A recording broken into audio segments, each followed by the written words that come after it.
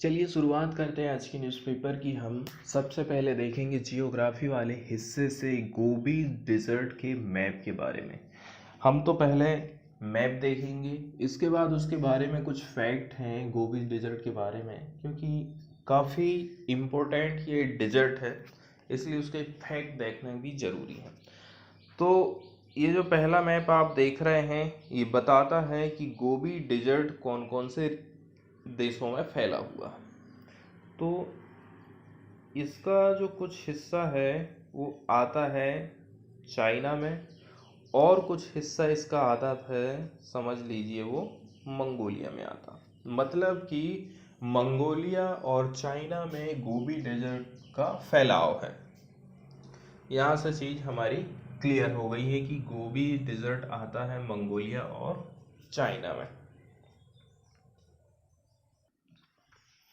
अब हम इसके फैक्ट के बारे में देख लेते हैं। गोबी, जिसको हम गोबी डेजर्ट के नाम से भी जानते हैं, ये ग्रेट डेजर्ट और सेमी डेजर्ट रीजन में पाया जाता है। कहाँ? सेंट्रल एशिया में। तो सेंट्रल एशिया का ग्रेट डेजर्ट और semi desert region of Central Asia, यहाँ पर इसकी लोकेशन। गोबी डेजर्ट के फैलाव के बारे में बात करी जाती है। द गोबी मतलब मंगोलियन भाषा का ये वर्ड है गोबी, जिसका मतलब होता है जहाँ पर पानी नहीं है ऐसी जगह। वाटरलेस प्लेस को हम गोबी कहते हैं मंगोलियन भाषा में। ये स्ट्रेच हुआ है across huge portion of both Mongolia and China. Contrary to the perhaps romantic image long associated with what, at least to the European mind, was a remote and unexplored region, much of the Gobi is not sandy desert, but bare rock. कुछ और भी बातें ऐसी हैं जो कि गोबी dessert से related बताई जाती हैं कि देखो, कॉन्ट्ररी टू पॉपुलर बिलीफ, ठीक है, मतलब कि थोड़ा सा विरोधाभास हमें प्रतीत होता है कि भाई यदि ये डेजर्ट है तो यहाँ पर रेत ही रेत होगा, लेकिन only 5% of the Gobi is covered in golden sand dune. 5% हिस्सा ही ऐसा है जो कि गोल्डन सैंड ड्यून से इसका कवर्ड है। इसके अलावा जो vast majority of the desert है वो वहाँ पर हमें एक्सपांस देखने को मिलता है बेयर रॉक्स का, मतलब चट्टानों का। During the winter months, the average temperature of Gobi hovers around -6 degree Fahrenheit, लेकिन can plummet as far as -40 degree. -6 से -40 डिग्री ठंडी के दिनों में यहाँ का टेम्परेचर होता है। और ये जो गोबी डिजर्ट है ना, वो कोल्ड टाइप का डिजर्ट है।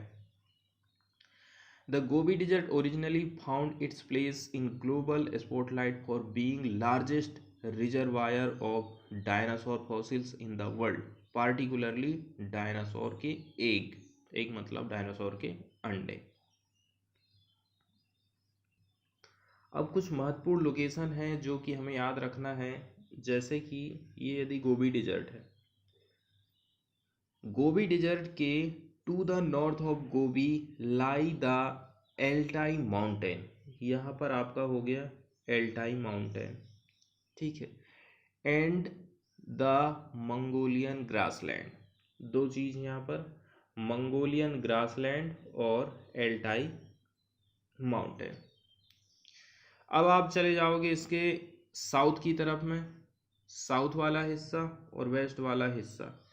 इस रीजन में बताया जा रहा है हेक्सी कॉरिडोर है और एंड द तिब्बतियन प्लेटू, ठीक है। इसका जो साउथ वाला हिस्सा है और जो वेस्ट वाला हिस्सा है, यहाँ पर है हेक्सी कॉरिडोर और तिब्बत का पठार है। And to the south east, south और ईस्ट वाला हिस्सा, ये वाला हिस्सा south east the north China plain, इधर पर आपको चाइना का मैदान देखने को मिलेगा। यदि आप इसके वेस्ट की तरफ जाओगे तो स्नो केप्ड तियानसान माउंटेन है, cut it off from the Taklamakan desert, जो कि टकलामकान डेजर्ट है उससे मंगोलिया ये गोबी डेजर्ट को अलग करता है। नेक्स्ट न्यूज़ हम देखेंगे अब पीआईबी से। पीआईबी की एक ही इम्पोर्टेंट न्यूज़ है, वो आई है राष्ट्रीय बाल अधिकार संरक्षण आयोग से रिलेटेड। इसने अपने 17वें नंबर के स्थापना दिवस को सेलिब्रेट किया है। केंद्रीय महिला और बाल विकास मंत्री ने एनसीपीसीआर के लिए नए आदर्श वाक्य की शुरुआत करी है, भविष्यो रक्षति रक्षतः। बाल कल्याण में एक मजबूत राष्ट्र का आधार निहित है, ऐसा कहना केंद्रीय मंत्री स्मृति ईरानी। एनसीपीसीआर के बारे में कुछ बेसिक जानकारी हमें देखना होगा। एनसीपीसीआर जिसका फुल फॉर्म होता था national commission for protection of child right. जैसा कि नाम से क्लियर हो जाता है, ये जो बच्चे हैं उनके अधिकार को प्रोटेक्ट करने का काम करता है ये संगठन। बताया जा रहा है इसके सेटअप के बारे में कि कब इसको सेटअप किया गया था। तो इसकी स्थापना हुई थी 2007 में under the commission for protection of child right CPCR act 2005 के माध्यम से। एक एक्ट था पार्लियामेंट दिसंबर 2005 में। तो इसकी स्थापना कब हुई थी? 2007 में, और सीपीसीआर एक्ट 2005 के माध्यम से। किसके कंट्रोल में आता है, कौन सी मिनिस्ट्री के अंतर्गत ये काम करता है? तो national commission for protection of child right NCPCR, ये एक प्रकार से स्टैट्यूटरी बॉडी है under the commission for protection of child right act 2005। तो इसका मेन जो स्रोत है वो सीपीसीआर एक्ट 2005 है, और ये किसके प्रशासनिक कंट्रोल में आता है? Ministry of women and child development, government of India के अंडर ये काम करता है। कमीशन का मैंडेट ऐसा है कि देखो, ये संगठन इंश्योर करेगा सभी लॉ, पॉलिसी, प्रोग्राम और administrative mechanism are in consonance with child right. कोई भी नियम कानून बना है तो वो बच्चों के अधिकारों को प्रोटेक्ट कर पा रहा है, बच्चों के अधिकारों को लेकर के है या नहीं है, ये इंश्योर करने का काम ये एनसीपीसीआर करता है। Child rights perspective as enshrined in constitution of India, जैसा कि हमारा संविधान कहता है, and also the UN convention on right of the child, और यही बात UN convention on rights of the child, UN convention में भी ये बात कही गई है, और हमारा संविधान भी ये बात कहता है कि हमें बच्चों का संरक्षण करना है, उनका यौन शोषण नहीं होना चाहिए, उनकी खरीदी बिक्री नहीं होना चाहिए, उनके जो बेसिक अधिकार हैं उनको मिलना चाहिए। अब चाइल्ड आखिर किसको कहा जाएगा? As a person in the 0 से लेकर के 18 ईयर्स एज ग्रुप, उसको चाइल्ड की कैटेगरी में रखा गया है। The Commission visualized a right-based perspective flowing into national policies and programs, along with nuanced सूक्ष्म response at the state, district, block level। तो यदि ये खाली अपने से ही काम कर रहा है, अब चूंकि ये केंद्र सरकार की एक संस्था है, स्टैट्यूटरी बॉडी है, ये यदि अपने खुद से ही काम करेगा तो इसका हम कहेंगे कि केंद्रीकरण हो गया। लेकिन यदि ये स्टेट में लेकर काम, स्टेट की बात भी मान रहा है, स्टेट को लेकर के चल रहा है, डिस्ट्रिक्ट लेवल पर बातचीत कर रहा है, ब्लॉक लेवल पर काम कर रहा है, तो हम इसको कहेंगे कि ये विकेंद्रीकरण वाले सिस्टम में काम कर रहा है, इसका विकेंद्रीकरण हो गया। In order to touch every child, हर बच्चे तक हम कैसे पहुंच सकते हैं? It seeks a deeper penetration to communities and households and expect that the ground experience gathered at the field are taken into consideration। मतलब कि यदि हर बच्चे तक पहुंचना है तो आपको कम्युनिटी के साथ में डीपर पेनिट्रेशन होना चाहिए। इसके अलावा जो हाउस होल्ड हैं उनके साथ में डीपर पेनिट्रेशन होना चाहिए, लगाव होना चाहिए, जुड़ाव होना चाहिए, बातचीत आपको करना पड़ेगा, और यहाँ से आप ग्राउंड लेवल पर इंफॉर्मेशन को गैदर कर पाओगे। एक दो बातें और हैं जिनको भी हम देख लेते हैं। ये जो शिक्षा का अधिकार अधिनियम 2009 है, राइट टू एजुकेशन एक्ट। अब शिक्षा का अधिकार भी काफ़ी महत्वपूर्ण अधिकार होता है बच्चों के लिए, ताकि उनका भविष्य कुछ बन जाए। तो राइट टू एजुकेशन एक्ट 2009 के तहत एक बच्चे के लिए मुफ्त और अनिवार्य शिक्षा के अधिकार से संबंधित यदि कोई शिकायत इस आयोग के पास आ रही है तो वो जांच करने का काम भी करता है। इसके अलावा protection of children from sexual offence POCSO act 2012 के कार्यान्वयन की निगरानी करने के काम भी ये आयोग करता है कि ये सही से काम हो रहा है इस एक्ट के अंतर्गत कि नहीं हो रहा है। अब यहाँ पर तो पीआईबी की न्यूज़ हमारी ख़त्म होती है और हम शुरुआत करते हैं अब द हिंदू की प्रमुख प्रमुख खबरें। काफ़ी चर्चा में ये इमेज रही थी, सैटेलाइट इमेज, जो कि शो करती है रसिया आज कितना मजबूत है। आप सोच सकते हैं कि 64 किलोमीटर लंबा ये बख्तरबंद गाड़ियों का काफिला है। ये छोटी छोटी पिक्चर आपको जो दिखाई दे रहे हैं ना, ये वाले यही है बख्तरबंद गाड़ियाँ, हथियारों से और सैनिकों से आप कह सकते हैं कि ये भरी हुई है।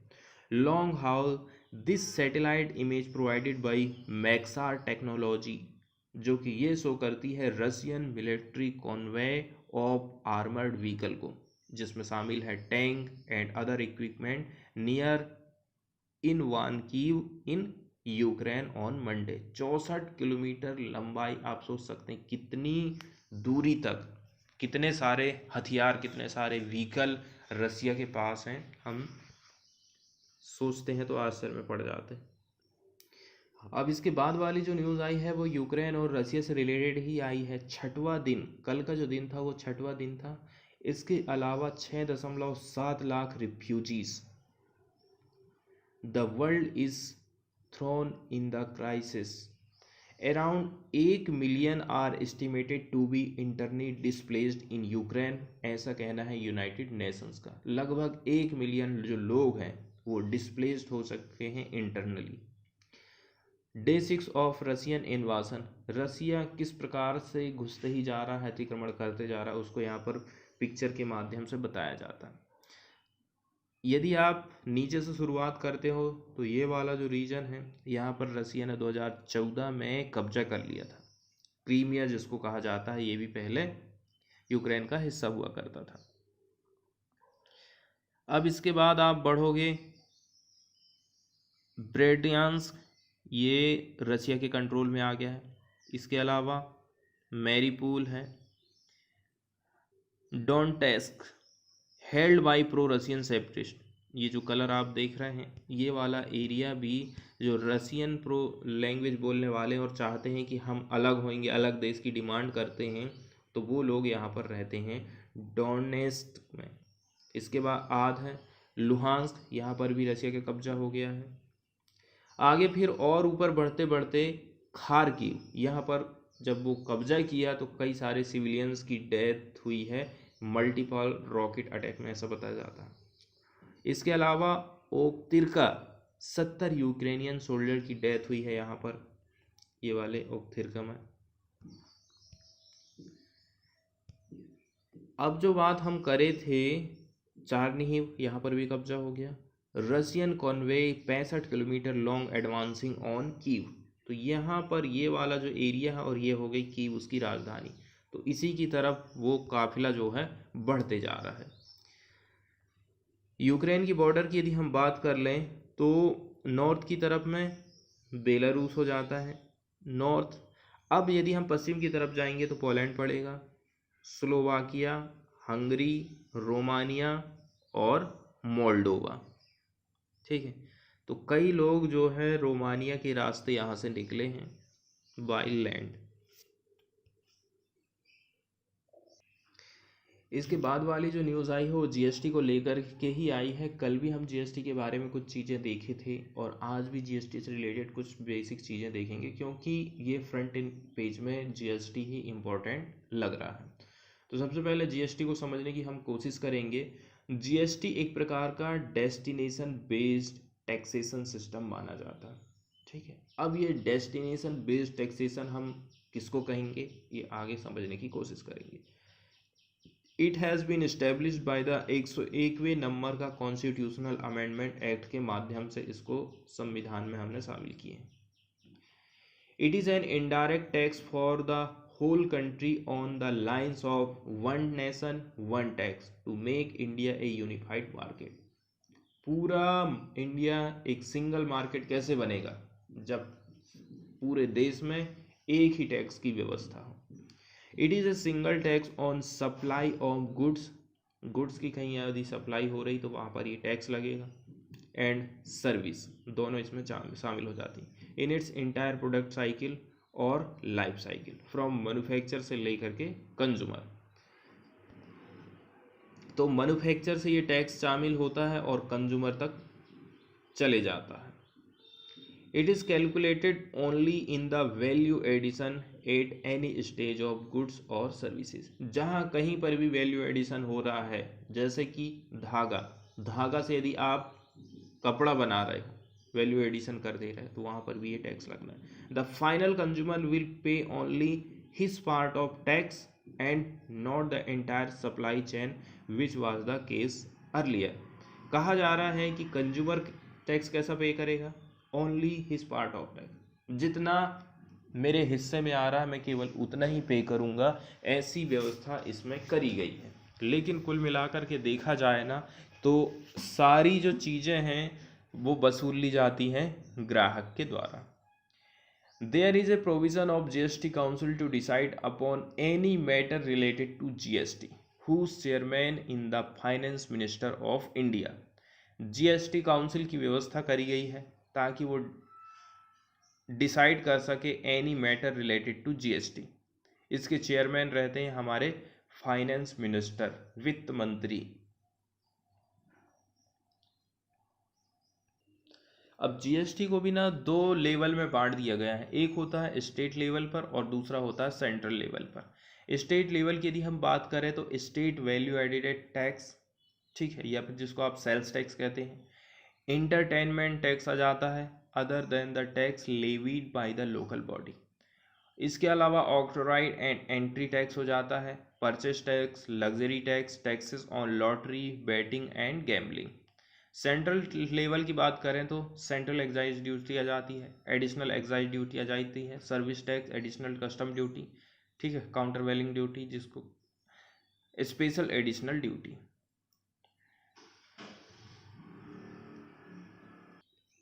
जीएसटी काउंसिल की यदि हम बात करें तो it is the first federal institution of India as per finance minister. Finance minister का कहना है कि ये इंडिया का पहला फेडरल इंस्टीट्यूशन है. It will approve all decision related to taxation in the country. Tax जो लग रहा है उससे रिलेटेड कोई डिसीजन लेना है तो उसको अप्रूवल देगा ये संस्था. कौन? GST council. It consist of centre 29 state, Delhi and Puducherry.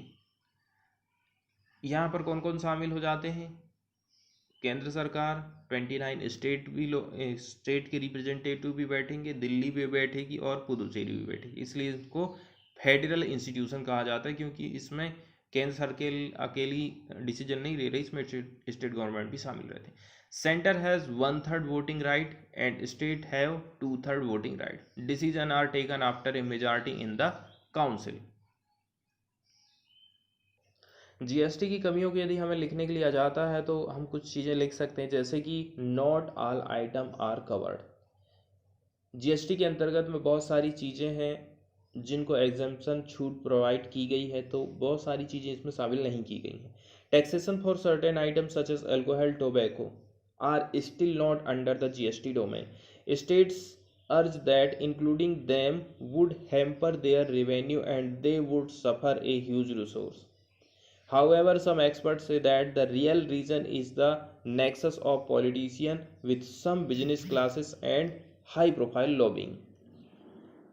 अब ये जो चीज़ें हैं इनको स्टेट गवर्नमेंट शामिल नहीं होना दे रहा चाहती हैं, ऐसा माना जाता है, क्योंकि यदि दारू और तंबाकू इनको जीएसटी के अंतर्गत शामिल कर लिया जाएगा तो उनको टैक्स में बहुत ज़्यादा लॉस होने वाला है. Decision criteria for the tax bracket. There are apprehensive that how to decide about the item and criteria that which item will fall into which tax bracket.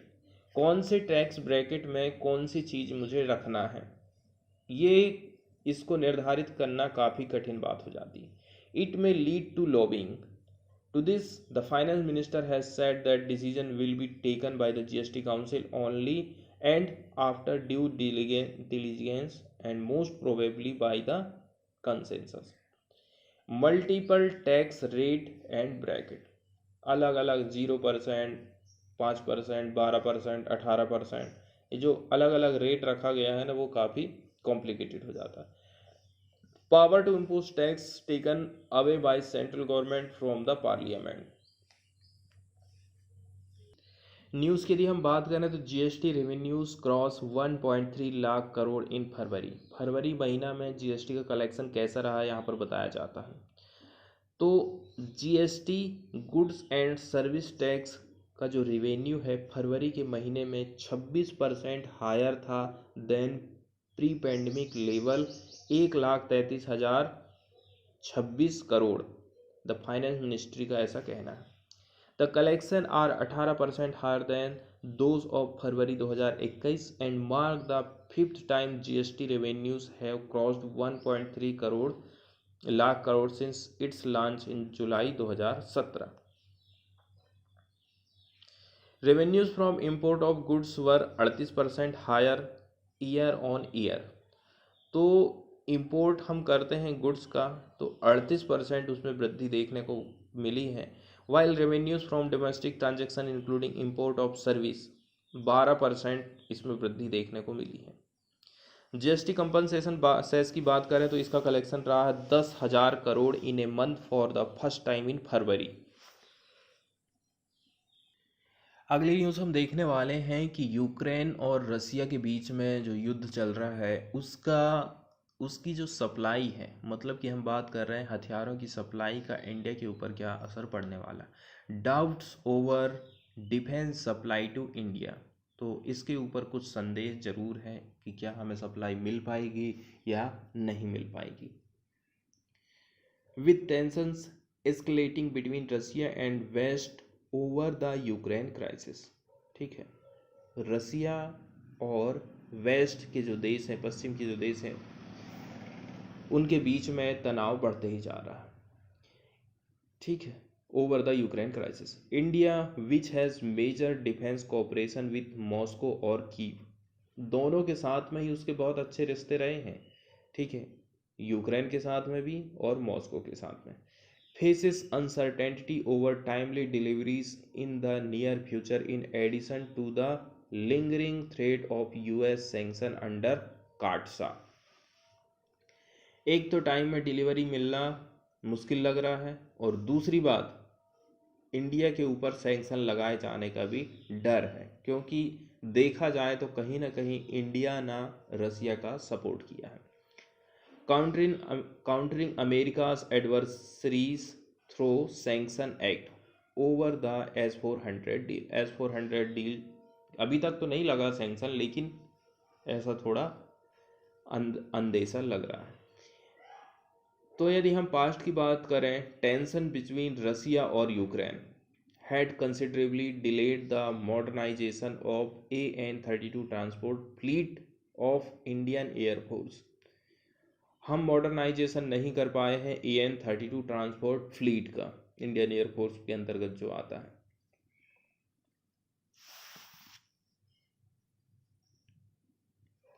Russia और इंडिया के relation यहाँ पर बताए जाते हैं ट्रेडिशनल सप्लायर। किस प्रकार से ट्रेडिशनल सप्लायर है रसिया हमारा, जबकि रसिया एक प्रकार से ट्रेडिशनल मिलिट्री सप्लायर है जो कि शेयर करता है प्लेटफार्म और टेक्नोलॉजी को दैट अदर्स वुड नॉट। इसके अलावा cooperation has further deepen in recent year, और अधिक कुछ सालों की यदि आप बात करोगे, आंकड़े देख लोगे तो ये जो कोऑपरेशन है और भी ज़्यादा गहरा हो गया। और डिफेंस ट्रेड की बात करें दोनों देशों के बीच में, ये क्रॉस कर गया है $15 बिलियन को। कब से? 2018 से। आज की यदि हम बात करें तो 60% ऑफ इंडियन मिलिट्री इन्वेंट्री, ठीक है, is of Russian origin. Indian military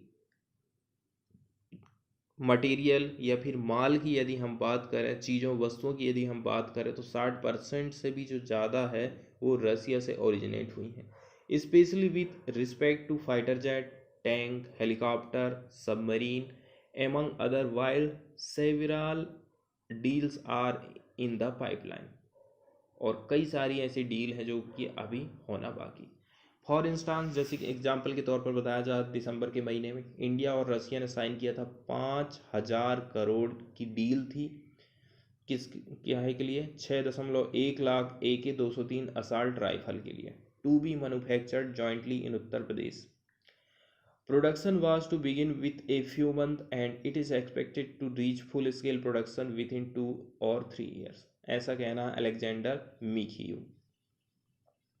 और भी एडिशनल में बात करी जाती है, Russia is manufacturing 2 steel frigate for navy. 2 steel frigate हमारी नेवी के लिए रसिया बना रहा है। They are to be delivered next year onward, अगले साल वो हमको मिल जाएंगे। while another 2 are being manufactured by the Goa Shipyard Limited under technology transfer। सबसे पहले रसिया अपने घर में बनाएगा, टेक्नोलॉजी को ट्रांसफ़र करेगा, फिर हम गोवा में भी बनाएंगे।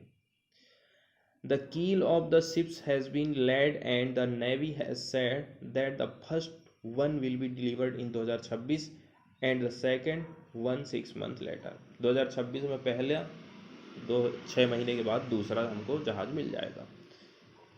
इसके अलावा यूक्रेन के साथ बात करी जाती है, इंडिया ने साइन किया है एक प्रकार से सेपरेट डील यूक्रेन के साथ में, ताकि वो 8 Zorya Mashproekt gas turbine engine बना सके हमारे फ्रिगेट्स के लिए। As reported earlier by the Hindu official had said that the engines, gear box और specialist support will cost around $50 million एक शिप की कीमत इतना लग जाना एस्टिमेट बताया जाता है, जो जो चीज़ें उस पर लगा है। India had taken delivery of engines for the first 2 frigate and handed them over to Russia for the frigates under construction there. इसके अलावा इंडिया देख रहा है Akula class nuclear attack submarine sometime in 2025। India is also looking to receive the third Akula class nuclear attack submarine SSN 2025 तक हम रसिया से ले लेंगे। With the current offensive, the Russian defense industry may be preoccupied to supply to their own force a military option। अब भाई अभी ज़रूरत तो रसिया को खुद की है, इंडिया को कैसे करके दे पाएगा? हमें ज़रूरत, अभी युद्ध चल रहा है तो हमें ही चाहिए ना अभी तो बात ऐसी है। Deals with Ukraine. As for Ukraine, it is upgrading over 100 AN-32 transport aircraft of the IAF under a deal finalized in 2009। 2009 में एक डील साइन हुई थी यूक्रेन के साथ में कि हम 100 AN-32 ट्रांसपोर्ट एयरक्राफ्ट लेंगे। While the upgrade of 45 AN-32s in Ukraine was completed in 2015, the remaining aircraft to be upgraded by the IAF base repair depot Kanpur. जो कुछ बच गया था तो उसको हम खुद ही कानपुर में रिपेयर अपग्रेड करेंगे, ऐसा कहा जाता है। Ukraine official had stated that all contractual obligation for the local upgrade would be fulfilled by 2020। At the Aero India in February 2021, Ukraine ने साइन किया था 4 एग्रीमेंट लगभग $70 मिलियन के, which include sale of new weapon as well as maintenance and upgrade of the existing ones in service with military. Next news हम देखने वाले हैं geo tagging of work properties pickup pace. Work properties को geo tagging देने की जो रफ्तार है उसने पेस पकड़ लिया है। Pre-bid meeting to impanel more agencies today। The long-delayed project to geotag all work property across the country that began in 2017। कौन सी स्कीम के अंतर्गत? Under the union ministry of minority affair. Scheme का नाम है Qaumi Waqf board Taraqqiyati scheme. Has yet again revise its deadline from March 2022 से नवंबर 2023। इसकी deadline रखी गई थी कि मार्च 2022 तक हम ये काम कंप्लीट कर देंगे, इसको बढ़ा दिया गया है नवंबर 2023 तक का। अब ये जो स्कीम है, the scheme was investigated on the basis of recommendation made by parliamentary standing committee. तो ये जो स्कीम है किस हिसाब से परिकल्पित की गई है? पार्लियामेंट्री स्टैंडिंग कमेटी के हिसाब से।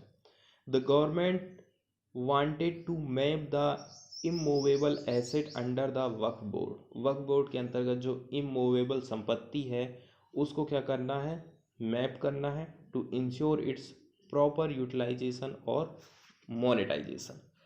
प्रॉपर उसको हम यूटिलाइज कर सकें, उससे रुपया पैसा जनरेट कैसे कर सकते हैं, ये सारी चीज़ें इसमें आ जाती। The exercise is also aim at ensuring that these properties are not lost to encroachments and counter ownership flow. यहाँ पर कोई अतिक्रमण ना कर ले, ठीक है, उसको भी हमें बचाना है। नेक्स्ट वाली जो न्यूज़ है वो हम देखने वाले हैं स्वेज कैनाल से रिलेटेड, ठीक है। तो ये जो पीला कलर आप देख रहे हैं ये हो गया आपका इजिप्ट वाला हिस्सा, पूरा ये हिस्सा है। ये हो गया आपका रेड सी, सऊदी अरेबिया, जॉर्डन, इजराइल, और इजराइल के साइड में है गाजा। अब रेड सी से अपन को डायरेक्ट मेडिटेरियन सी में जाना है, तो इसके लिए हम यूज़ करेंगे स्वेज कैनाल का। अब थोड़ा सा इसको हम जूम कर लेते हैं।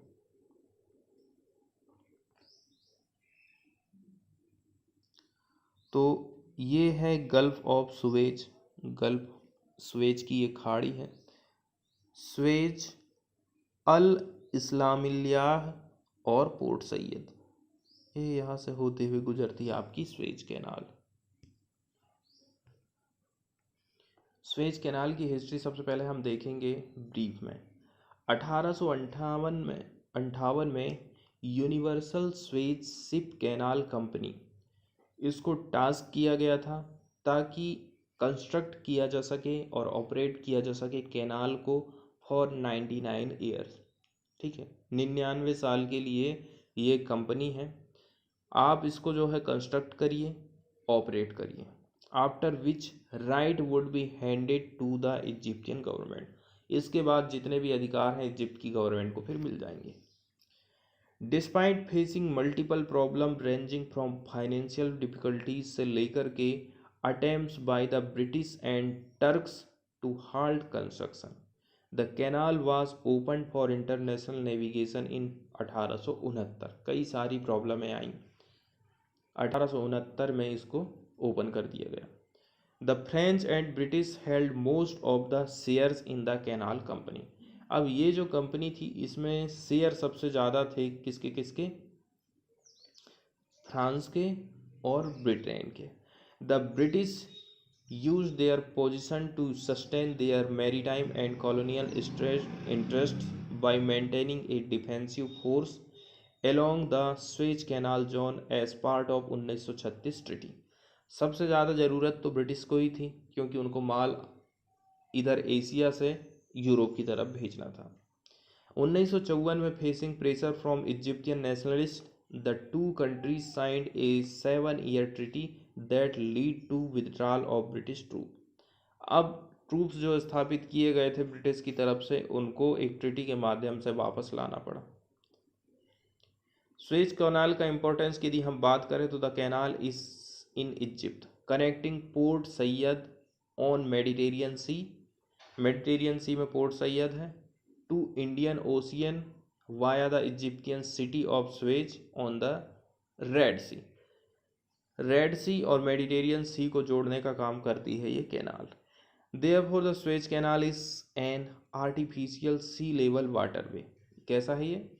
आर्टिफिशियल सी लेवल वाटरवे है, रास्ता है, running north to south across the isthmus of Suez in Egypt to connect the Mediterranean Sea and Red Sea।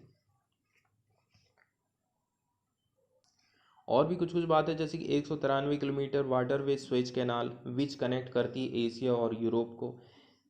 ठीक है, ये काफ़ी इंपॉर्टेंट हो जाती है। इसके अलावा 12% of world trade passes through the canal each year, हर साल जितना भी ट्रेड हो रहा है उसका 12% इसी रास्ते से होता है। कई चीज़ शामिल है, क्रूड ऑयल से लेकर के ग्रेन्स टू इंस्टेंट कॉफ़ी।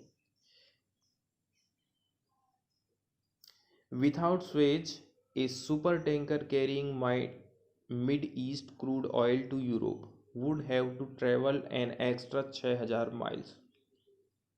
यदि ये नहर नहीं रहती तो यूरोप की तरफ यदि आपको जाना तो 6000 माइल्स आपको एक्स्ट्रा चलना पड़ता, around Africa's Cape of Good Hope, adding some $3 lakh in fuel cost. Because it has no locks, it can even handle aircraft career.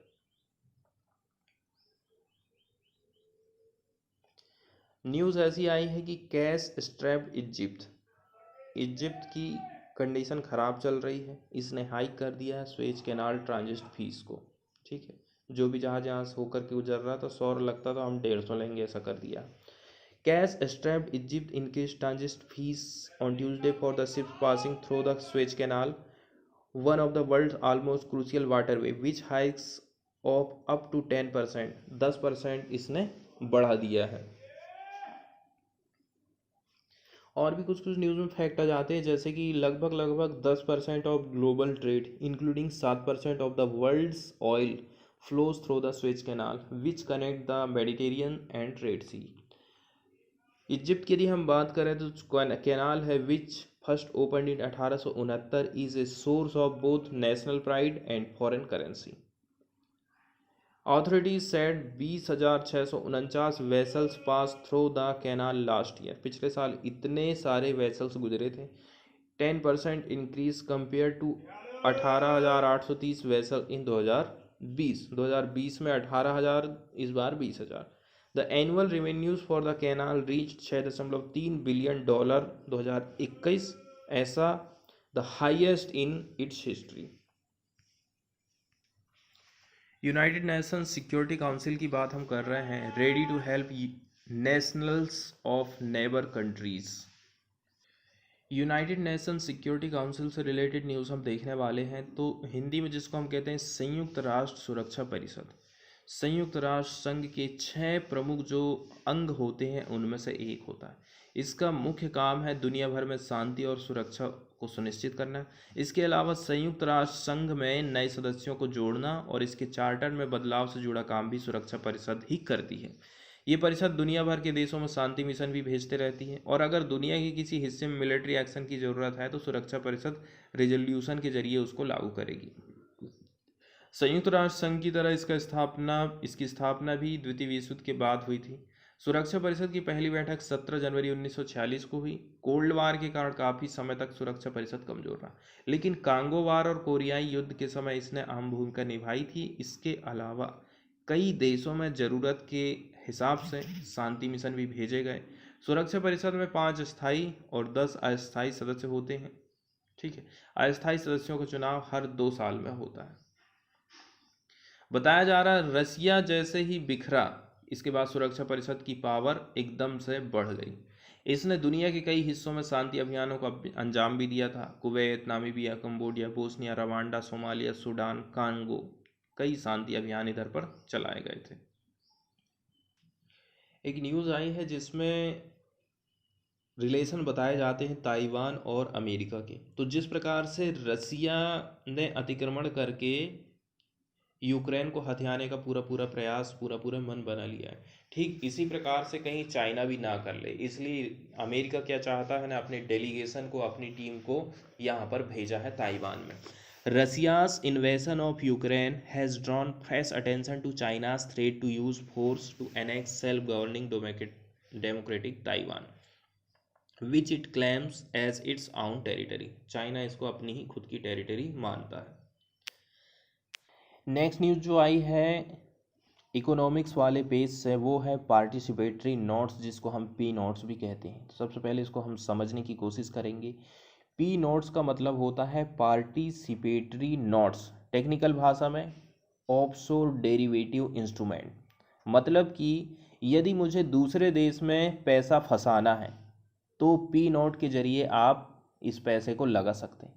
अगर आपको कॉन्ट्रैक्ट नोट्स पता होंगे तो पी नोट भी आप समझ सकते हैं, क्योंकि दोनों में समानता है। पी नोट्स की वजह से इंडियन मार्केट में बहुत ज़्यादा समस्या खड़ी हो रही है, और इसका कारण पी नोट्स में निवेश करने वाले निवेशक दूसरे देश के होते हैं, और जो केवाईसी नियम है वो उन पर नहीं लगता है। उनको भारत में निवेश करने के लिए सेबी से रजिस्टर करने की ज़रूरत नहीं पड़ती है। ऐसे विदेशी निवेशक फॉरेन इंस्टीट्यूशनल इन्वेस्टर की जरिए इन्वेस्टमेंट करते। तो आइए जानते हैं पी नोट्स के बारे में और भी कुछ कुछ बातें।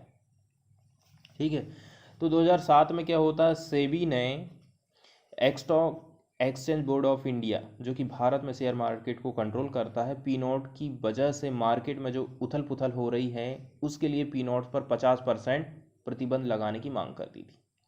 सेबी पी नोट से खुश नहीं है, क्योंकि सेबी के पास इसकी कुछ भी जानकारी नहीं है कि इसका मालिक कौन है, और लेन देन हेज फंड और फॉरेन इंस्टीट्यूशनल इन्वेस्टर के जरिए हो रहा।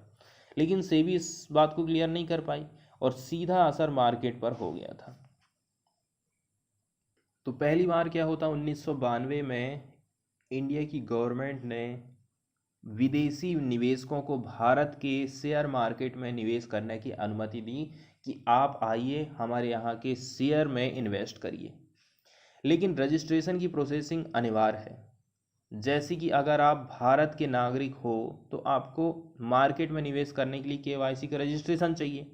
ठीक उसी प्रकार लेकिन कुछ निवेशक रजिस्ट्रेशन नहीं करना चाहते। ऐसे में ऐसे निवेशक जो विदेशी ब्रोकेज हाउसेस सेबी के पास रजिस्टर होते हैं, जैसे कि एफपीआई, इनके जरिए शेयर खरीदते हैं और उनको पी नोट दे देते हैं। इससे उनको रजिस्ट्रेशन कराए बिना भारत में निवेश उनका हो जाता, और जो डिविडेंड मिलेगा वो भी उनको सौंप दिया जाता है।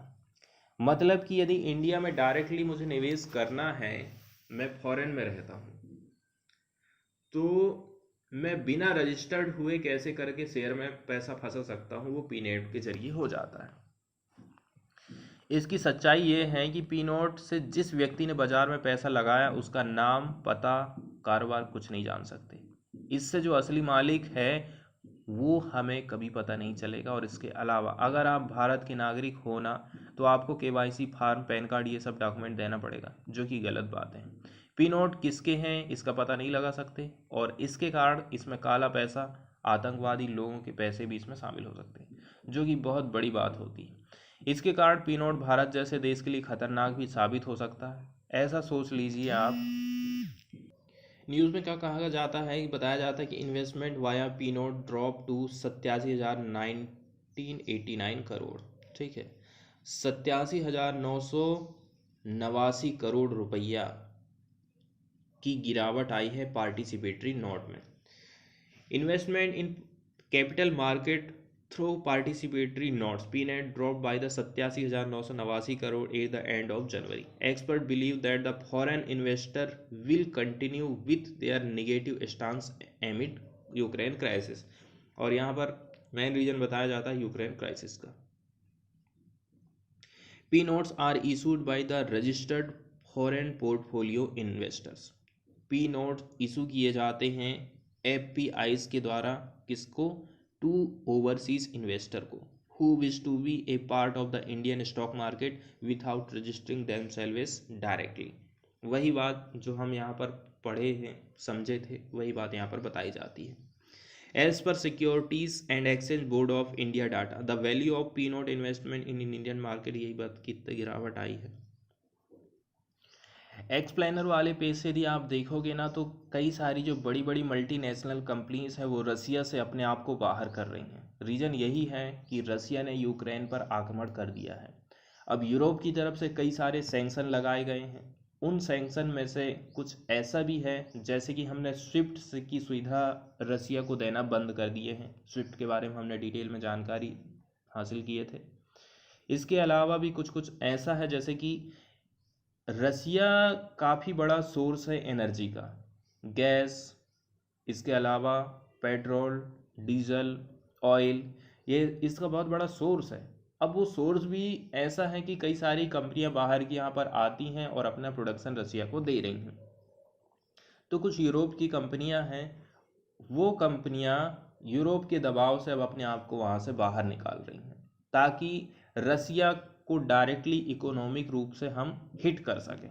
यही यहाँ पर एक्सप्लेन करने की बात करी जाती है।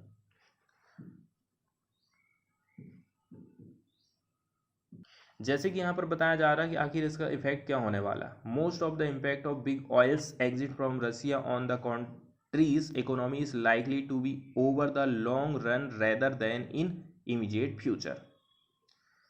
तुरंत तो हमें असर नहीं दिखेगा, लेकिन लॉन्ग टाइम के लिए इसका असर दिखने वाला।